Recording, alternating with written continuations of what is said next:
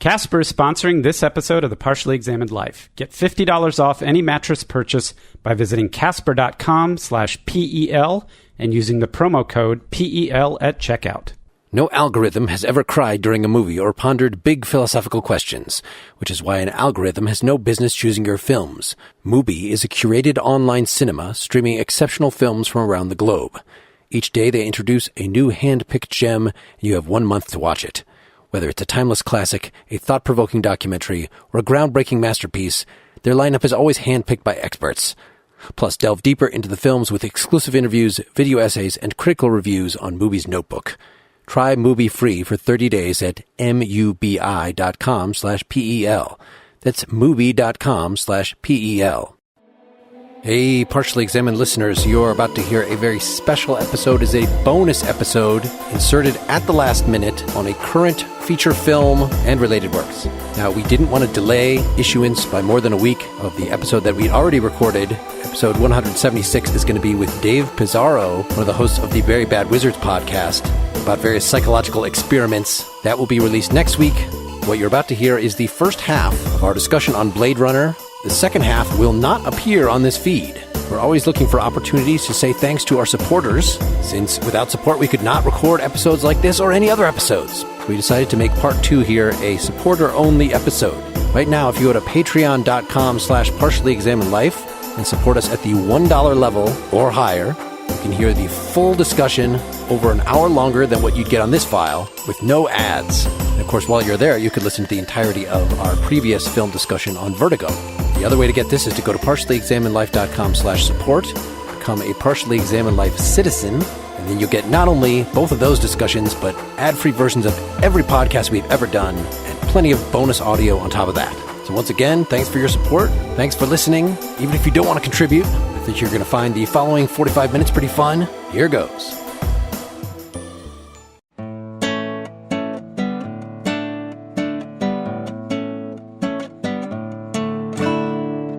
You're listening to The Partially Examined Life, a podcast by some guys who at one point set on doing philosophy for a living but then thought better of it. Our question for episode 175 is something like, what makes us human? And we're dealing with all things Blade Runner, the 2017 film Blade Runner 2049, directed by Denis Villeneuve, Ridley Scott's 1982 film, and the book that started it all, Do Androids Dream of Electric Sheep by Philip K. Dick from 1967. For more information, please check out partiallyexaminedlife.com. This is Mark Lintonmeyer, probably neither replicant nor chickenhead in Madison, Wisconsin. This is Seth Paskin grabbing both handles in Austin, Texas. That's great. This is Wes Alwan dialing a 481 in Cambridge, Massachusetts. This is Dylan Casey dreaming of electric spiders in Middleton, Wisconsin. Very nice. Should we go around and give a little overview, see what we want to get out of this? You're the one that suggested this, Wes, so maybe you start. So after seeing Blade Runner 2049, I suggested to you guys that we do a podcast on that. You know, I have this kind of a obsession with these sorts of movies about androids and the status of their humanity. I gave a talk in Ex Machina and wrote an essay about it.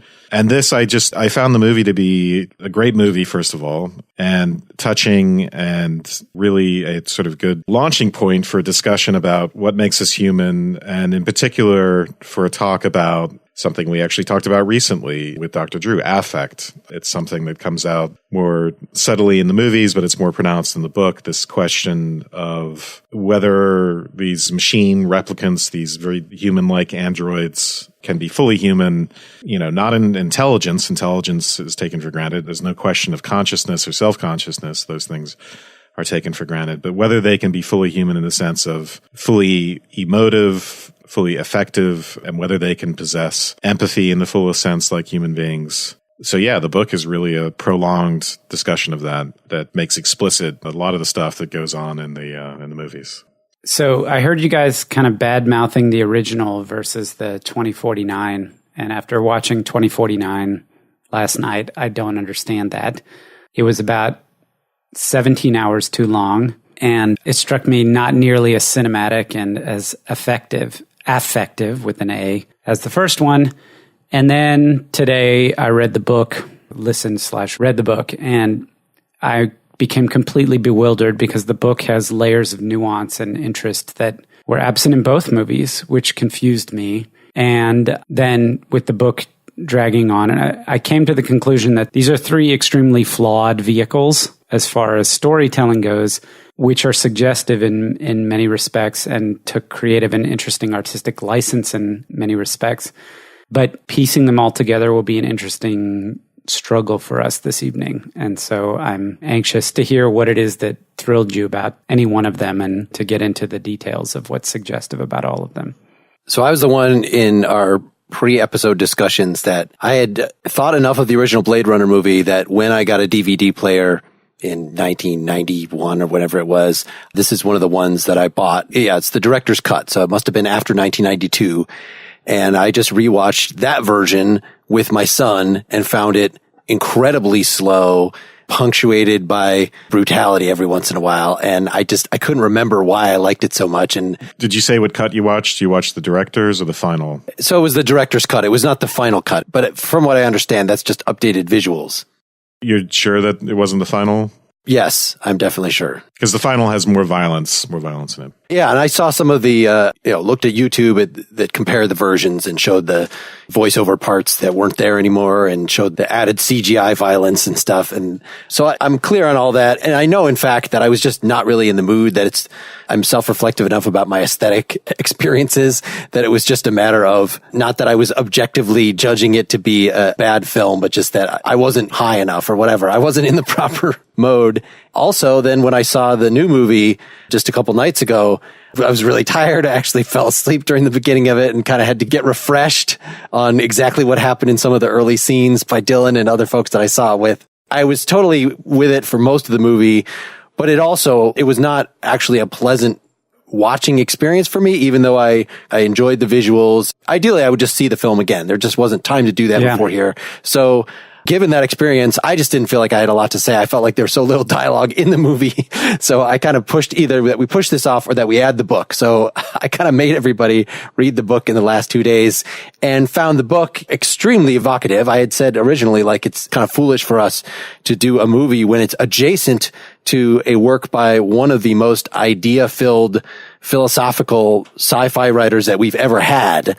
So I'm really glad that we were able to fit that in. And then I've just today been watching a bunch of people on the internet and reading a bunch of articles talking about both movies and picking out, okay, that's an interesting point. Oh, that's another issue, so I feel much more primed about all three pieces of media here. But, I don't want us to get caught up in just pointing out all the differences between them. I think we should try as much as possible to kind of stick to just the themes that come up and the variations between how these things are presented in the different media.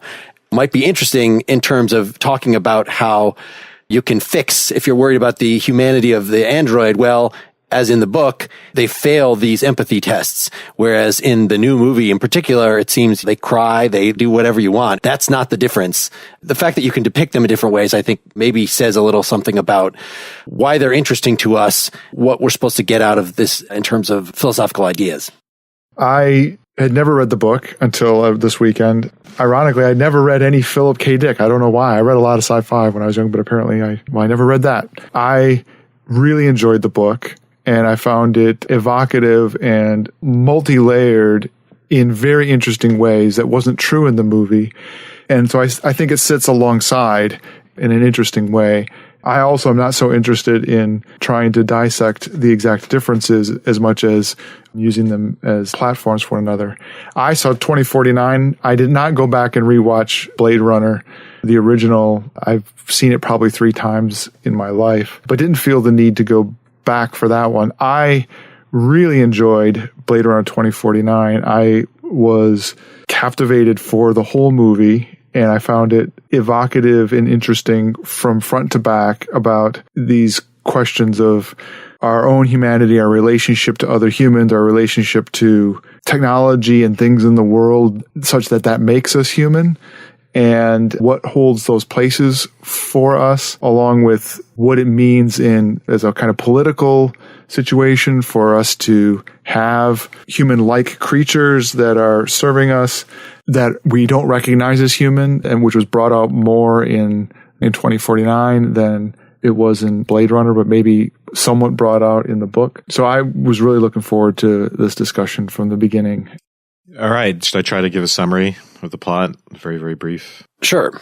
So I'm going to start with the novel and then just tack on a little bit about the movies. So the novel is set in San Francisco, and this is a post-apocalyptic setting. There's been a nuclear war, World War Terminus, and the world is covered in this radioactive dust. And because of that, most animal species are extinct. And there's a sort of ongoing global exodus to off-world colonies by human beings. That colonization effort is sort of aided by the repurposing of a synthetic warrior that was used during the wars to basically be slaves for human beings, to be the ultimate servants and laborers and companions. These are robots, but they're not machines in the sense of being made of metal or synthetic materials. They're completely organic. They're completely like human beings in almost every way. And they're also capable of rebellion. So part of the problem is that robots in an off-world colony like on Mars will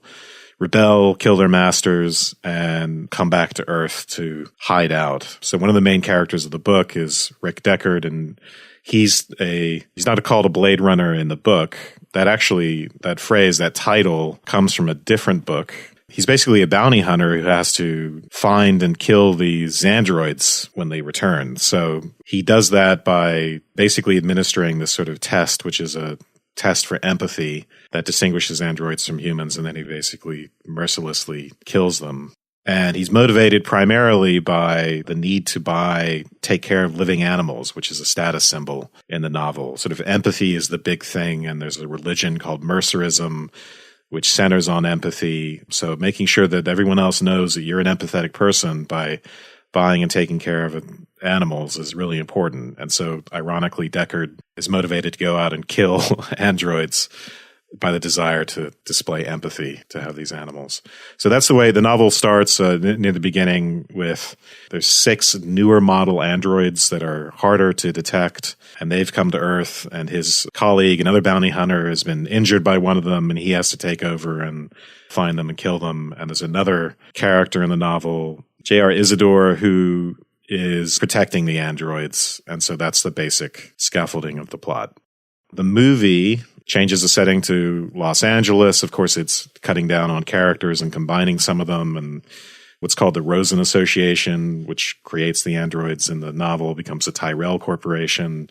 But basically, it's the same idea. Well, except for the motivation of the androids. So it's just that in the book, it's that the off-world places suck. It's just that they're horrible to live in. So they just want to come back and live on Earth and be productive members of society. One of them hides out as becomes a famous opera singer. They kind of emphasize how much joy she's giving to the world by doing what she's doing. Whereas in the movie, they come back to try to extend their 4-year lifespan to something more extensive. So there's a keen existential thing, and they're seeking their God, they're seeking their makers. Whereas there's nothing like that in the book. And in fact, you find out at the end that the Rosen Corporation, through Rachel, who is the femme fatale in both, very different sort of characters, but, starts out as the same character, that she's actually been in touch with, even though earlier in the novel they had set it up just like in the movie where she's revealed to be an android who didn't know she was an android. And so that's like an important thing, and she's all screwed up by that. But by the end, after she's seduced Deckard, it's revealed that she's actually been in touch.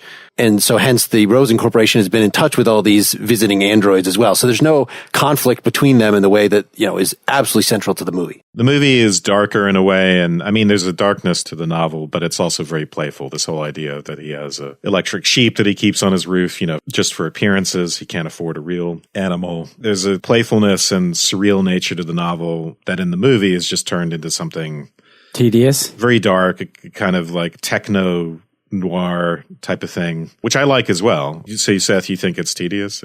I thought you're a big fan of Blade Runner. Yes, I'm just saying that I'm a big fan of the tapestry that the original Blade Runner weaves, and that sort of like languid, settle in a spot and milk the experience for what it's worth. But in terms of the nuance of the story, now that I've read the book, and much like Dylan, I read a ton of sci-fi and fantasy when I was a kid and somehow managed to miss this. The entirety of the religious aspect that underlies the book is completely missing from the movie.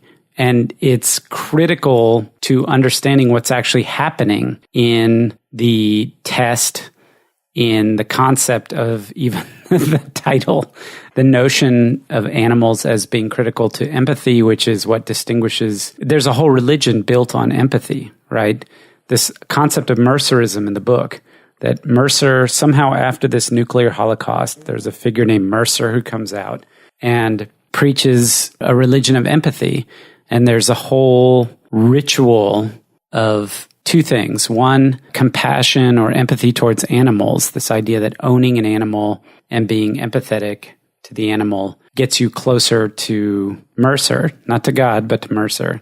And then that there's some sort of a ritualistic activity where you actually identify with or join in some kind of like a common experience with other people to identify with this Mercer character as he climbs up a hill and gets stoned. Obviously a Christ figure. Yeah, the empathy box. Get stoned literally. Grab the handles. Yes. Well, yeah, literally stoned. That's right.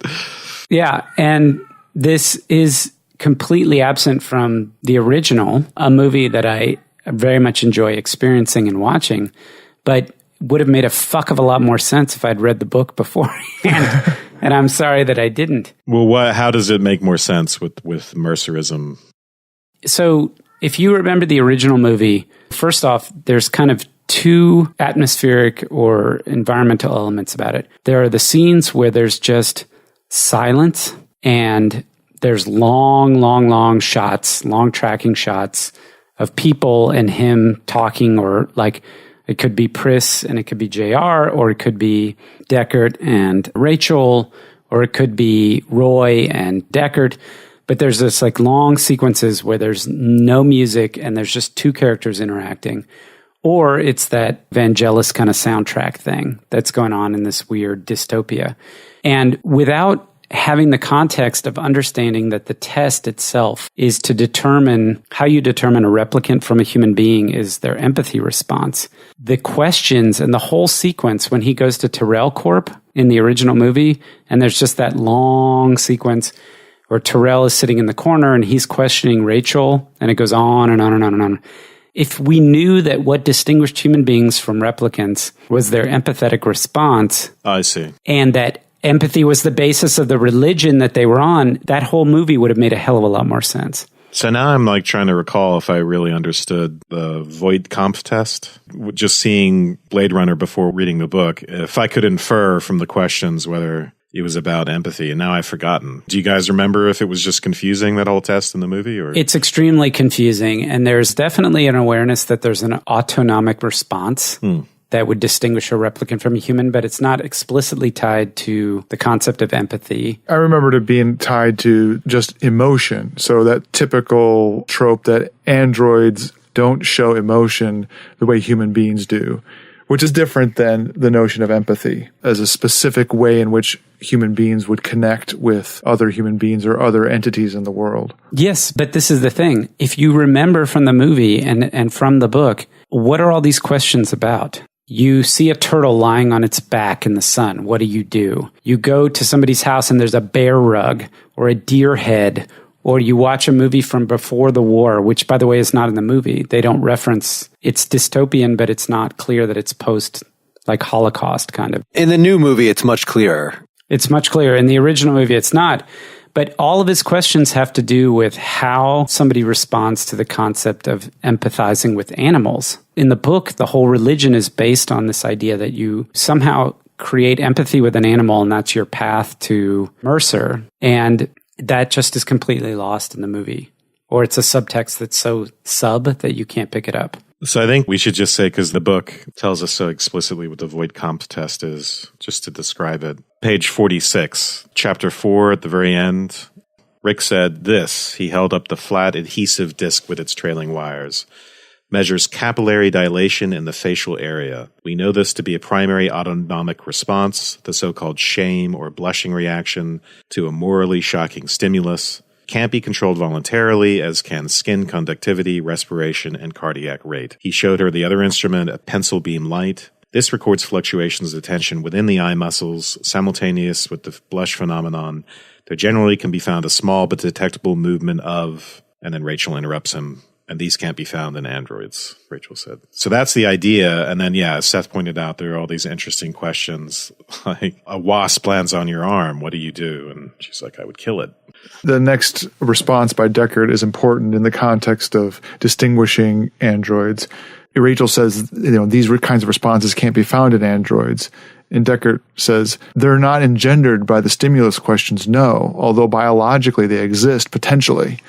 And this question of how close they come to human beings and when they cross over the line to being more like human beings, that kind of theme is taken up even more in 2049. In some sense, as the ultimate goal, the motivating thrust of the android makers of trying to generate androids that reproduce. Well, in 2049, we sort of get this perspective switched, right? In the book and the first movie, we're seeing it through the eyes of Deckard, who really initially is completely callous towards these androids and doesn't have any problem killing them, although any harm to animals would absolutely horrify him. That's the really nice irony of the book. And then in 2049, the bounty hunter is also an android, a newer, more obedient model. And I think what's poignant to me about that is just his obvious desire. The movie centers on his desire to be real, his seeming discovery that he thinks he has discovered at some point that he was born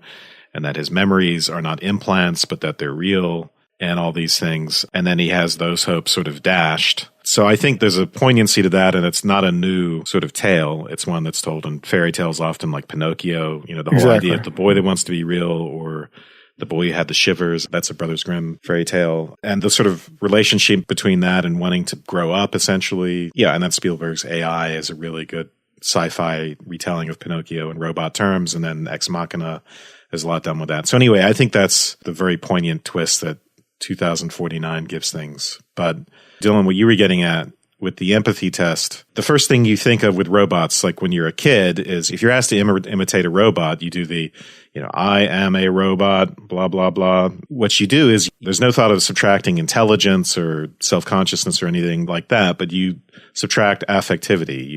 You flatten your emotional responses. And the book and the movies, of course, they make that much more subtle. It's not as if the androids are incapable of emotion. They're so close to being human. The conflicts the movies create are so poignant because the android is meant to be as close as possible to a human being without being a human being emotionally. They're so similar, and the difference is almost infinitesimal, but there is a difference. In fact, that difference is so small that whenever Kay, the bounty hunter android in 2049, comes back from a mission, he needs to go through a test that assures that he still is the docile replicant that he is.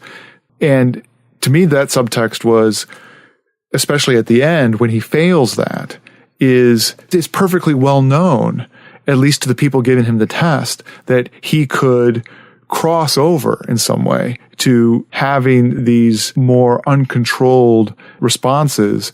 And I guess it's left open whether that is because they're worried about them becoming human or crossing that boundary that makes it much more fuzzy, or if it's that it has to do just simply with docility. Both are sort of left as possibilities. So there is a thing in the movie where I think it's explained that, so the memory implants are there for a reason. They are, quote unquote, a pillow for emotions. Yep. So without them, the androids tend to be emotionally unstable, actually. And you kind of get that in the first movie as well. They're not emotionless. They're just really emotionally unstable. In other words, they don't know how to regulate affect. It's not primarily that they lack affect, although the book emphasizes the lack of affect, but it's a problem of affect regulation, which memory implants are supposed to solve. And Kay has to be tested to see if that regulation is, through whatever memory, that sort of artificial regulation is stable, especially in light of the traumatic stuff. So basically those routines he goes through are after the trauma of having to kill someone. They need to make sure he's still a stone cold killer afterwards, that he's not being affected by it. They're trying to suppress his humanity ultimately. This feature of human beings being distinguished by emotional responses is a theme you pointed out in other AI kinds of things. It's also, I thought of both Spock and Data, thinking of Star Trek kinds of things, where Data is that sort of classic Pinocchio type character who wants to be human and is treated very often generously, but also is distinguished by all kinds of performance enhancements, intelligence, physical performance, and that's the way a lot of these androids are portrayed, even or non-humans. In the case of Spock, Spock is an alien. He's understood to be a biological entity, but he's not human. And one of the ways in which that's distinguished is that he both has certain kinds of physical and mental excellences that human beings don't have, but he also has this flat affect that he's constantly trying to tamp down because, in fact, he's half human, right? So that theme of emotional responses as making us human beings resonates through lots of this different literature. And in fact, it makes me want to point to, even among human beings, when we have stories about us, that we would point to people really displaying their humanity when they have, the more outrageous their emotional response, the more, some ways, human they are. And somehow they're sort of taken over by their emotional response. That somehow makes them human. Yeah, it's interesting. In Star Trek, the original, it's kind of a common theme in that whenever there's I'm using my gut instinct, I'm using my emotions to make a decision, that is a distinctly human of all the species that there are. It's not just in contradistinction to the Vulcans. Dr. McCoy is the foil to Spock, right? He's the rageful person of Irish heritage. Well, and also Kirk, right, who makes decisions, based upon his gut and his intuition. Kirk is more like, not to get this on a Star Trek track, but he's more like a fusion of the two, right? He's the leader, so he has the sort of, the planning, intellectual side to him, but the emotional side, and then Spock and McCoy are like split off parts of him, the id and the intellect. Hey folks, Blade Runner is based on a Philip K. Dick story called Do Androids Dream of Electric Sheep? To dream, you've got to get some good sleep. And that's why I want to talk to you about Casper. Casper is the sleep brand that continues to revolutionize its line of products to create an exceptionally comfortable sleep, by which I mean dream experience one night at a time. Casper's mattresses are designed by humans for humans, not replicants. They combine multiple supportive memory foams for a quality sleep surface with just the right sink and just the right bounce. Casper's breathable design helps you sleep cool and regulate your body temperature throughout the night. And they're not just a mattress company. Casper offers a wide array of products to ensure an overall better sleep experience, including pillows, sheets, and bed frames. And all of Casper's mattresses are made in the USA. And buying Casper is easy. You can order online, it gets delivered to your door in a compact box, and you get free shipping and free returns to the US and Canada. Start your risk-free 100-day trial today. That's right, Casper gives you 100 nights to try out the mattress, or they'll pick it up and give you a full refund. And we promise no Blade Runners will come after you if you dream of electric sheep. So get $50 towards any mattress purchase today by visiting casper.com/PEL and using promo code PEL at checkout. Terms and conditions apply. That's $50 towards any mattress purchase by visiting casper.com/PEL and entering promo code PEL at checkout. Deckard's wife, Iran, at the very beginning, page 5, she's basically talking about how they have these things called mood organs where they can dial up a different mood, and she's intentionally dialing herself into despair. And why would you do that? Her explanation is the alternative is not feeling anything, and that's really akin to mental illness. And she uses the phrase, quote unquote, absence of appropriate affect. Why would she choose depression, and hopelessness as opposed to other kinds of more extreme? If you could choose between being manic and depressive, wouldn't every manic depressive choose to be manic? It does seem by the end of the book that the mood organs they're a supplement. It's like taking a drug, but they're not totally effective. Like you can't just completely blot out. If you're underlyingly depressed, you can't just dial up the happy thing every day, because at least you'd have to go through the activity in the morning of dialing up the happy thing. So you kind of realize what you really are. So I think choosing depression is a way of wallowing in it. It's like, I'm going to sit around and eat Haagen-Dazs and watch a romantic movie, watch Titanic or whatever, because I'm already feeling depressed. Here's her explanation on page 5. At that moment, Iran said, when I had the TV sound off, I was in a 382 mood. I had just dialed it. So although I heard the emptiness intellectually, I didn't feel it. My first reaction consisted of being grateful that we could afford a Penfield mood organ, but then I realized how unhealthy it was, sensing the absence of life, not just in this building, but everywhere, and not reacting. Do you see? I guess you don't. But that used to be considered a sign of mental illness. They called it absence of appropriate affect. So I left the TV sound off, and I sat down on my mood organ and experimented, and I finally found a setting for despair. So the explanation is that the affect is not appropriate. That's why you would choose despair. You would choose despair because the circumstances, the world which has been obliterated and is covered in radioactive dust, and there's an absence of life everywhere, that calls for despair. Then she says that she programs it to feel that way twice a month, which is about the reasonable amount of time to feel hopeless about everything. Right. And then Rick replies, but you'll never get out of that. How can you do that to yourself? Despair is like that. About total reality is self-perpetuating. So she then replies, I program an automatic resetting for 3 hours later. 481, awareness of the manifold possibilities open to me in the future. Do hope that, he says, I know 481. This whole beginning is so winning and so funny, and it's immediately you can't really stop reading after the way all this starts. It kind of goes beyond the frame of a mood, because that's not really a mood to say oh, well, I'm hopeless about this, or I feel optimistic, or I want to watch TV no matter what's on. It's mood nuanced beyond nuance, because it's well beyond the concept of an emotion that we talk about, where he programs the mood where she recognizes her husband's wisdom or something. That's how that whole scene ends, right? Always knowing what's right or whatever. And that's not what we would typically consider a mood. Kind of a suggestion. It's a suggestion. It's really a way to consciously manipulate your experience beyond just your mood, but how you experience the world. Your affect with respect to the world, right? Your affect, exactly. So it's interesting that later there's another Penfield device that is related to this that they talk about that you could use to stun. Why they don't just use this on the androids in the first place? It's something that I think that Rachel provides to Deckard, right? To protect himself in case they while they're having a tryst, in case the androids jump on them, then he can click this thing. And what it really does is it uses these Penfield waves to overwhelm. So it ends up stunning regular people. It would actually end up killing androids because of something in their vagus nerve that's more sensitive. So it just seems like you could just walk around flashing this thing instead of giving the voight-kampff test.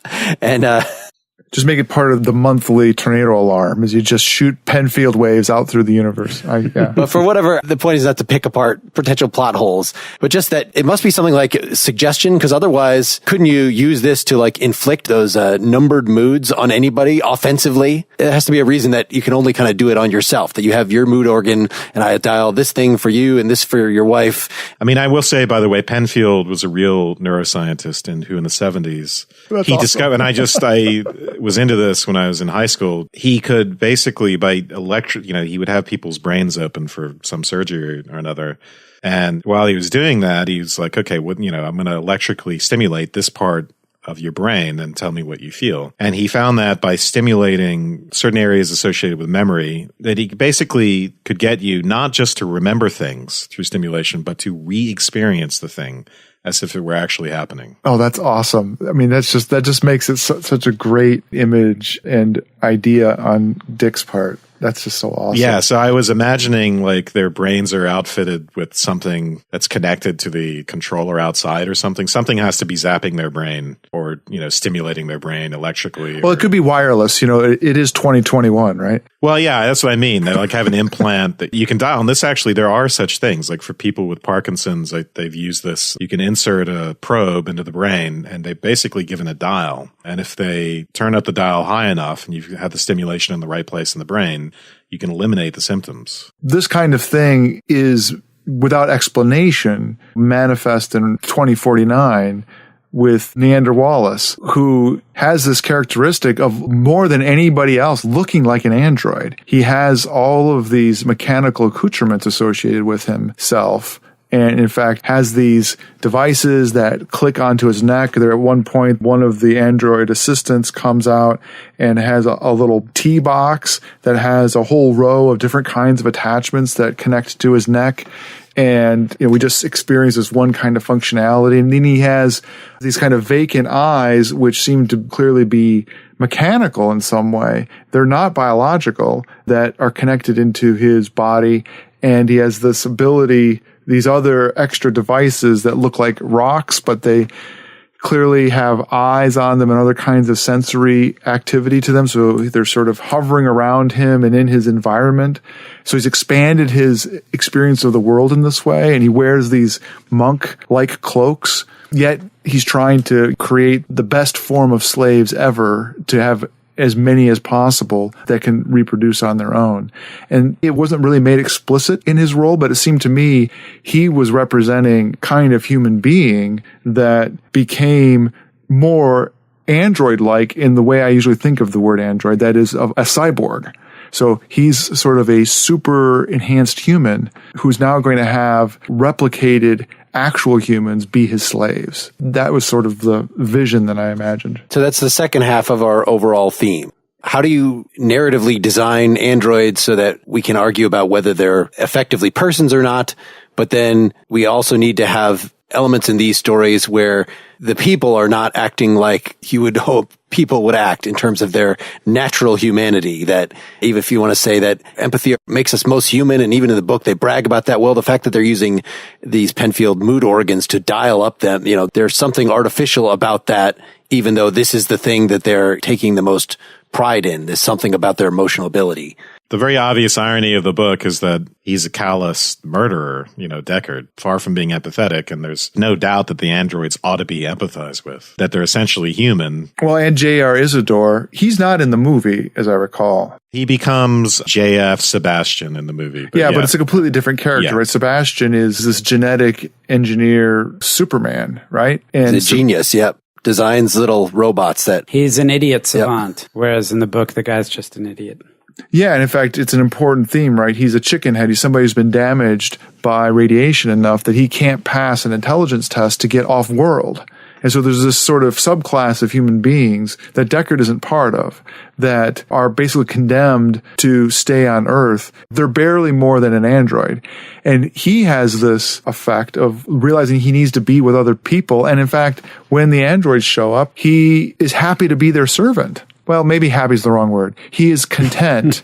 He's content to be their servant because it gives him validation and meaning in his life. Even though they end up doing something more disturbing and cruel to him than anybody could have done with the deal with the spider and taking the legs off the spider. So at least he's willing to try it out. He realizes how lonely he's been when he meets this woman. Then having, just like in the movie when basically the boyfriend shows up, except in the book it's an extra couple, he's still willing to serve them. But like that whole thing happens within the space of a day or two. So it's not like this is the permanent arc of his character necessarily. He rats them out. He says he'll protect them. He's agreed to, lie to when the bounty hunter comes to the door, he's going to lie to them. But then this thing happens, as you mentioned, with he finds a real spider, which is a rare thing to find. And Pris, the original one that he was attracted to, the one that he's most familiar with, in the short time that he's known any of them, wants to just see, can it still move with only 4 legs? And just rips off, 4 of them, completely callous. And this is supposed to, show how in the book, there really is. It's not just the voight-kampff. It's not just a subtle thing on eye movement. It's like as bad as the humans might get in terms of some of them being cold bastards and manipulating themselves. Like the androids really are designed in the book to just lack an affect that is, according to the sentiments of the reader, you would think desirable. But according to both Isidore and Deckard at various points, they're constantly noting, and we can read some of the passages because they are subtle, but they're constantly noting how their tone is kind of cold, or they're there intellectually, but they just don't seem to be making the right emotional connections. So almost like, you would think of someone in the book, the explicit connection is made to people who are schizoid. After this thing happens with the spider, he's upset by this, and there's a thing with mercerism that comes up that we can talk about later, but that he ends up leaving and, running into Deckard and completely just telling him where they are. The implication is more that less than he's betraying them is more that he's just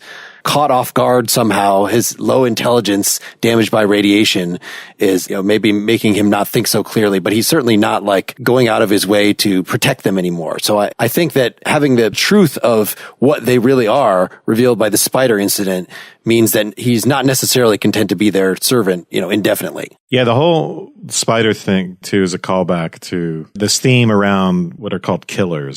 I want to juxtapose his betrayal with him insisting at the end that he was going to move back to the city to be around more people, and that I came away feeling like it made a huge impression. He was horrified by the spider incident, but it didn't seem to me that he made that distinction of that being something that wasn't a deal breaker. Well, not only wasn't it a deal breaker, it didn't necessarily make them not human. We don't know how terribly he was treated by humans before. Exactly. It was a definite display of lack of empathy. The whole thing is repulsive, just as a reader, the way Pris is dismembering the spider so callously. But of course, it's also repulsive the way Deckard is just running around killing androids. So that's the parallel. And, children do that sort of thing too. So it doesn't deprive you of your humanity if you have that capacity for being unempathetic in certain situations. It doesn't make you not human. In fact, you could argue that there's something essentially human about it if you can define an other. The whole thing about lack of empathy, the way Mercerism has weaponized empathy is all bullshit. It really is. And the androids say that at some point. It's a scam,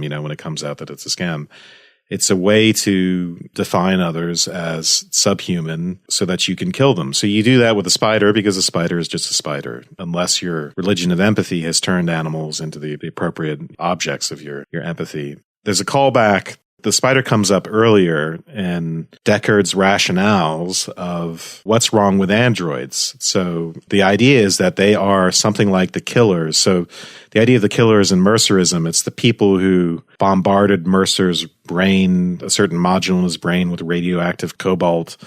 The idea, I think, is just it's the people who have persecuted and martyred Mercer. Those are the killers. And at a certain point in the novel, we get Deckard identifying the androids with the killers. So this is chapter 3. He'd wondered, as had most people one time or another, precisely why an android bounced helplessly about when confronted by an empathy measuring test. Empathy evidently existed only within the human community, whereas intelligence to some degree could be found throughout every phylum and order, including the arachnida, spider. For one thing, the empathetic faculty probably required an unimpaired group instinct. A solitary organism such as spider would have no use for it. In fact, it would tend to abort a spider's ability to survive.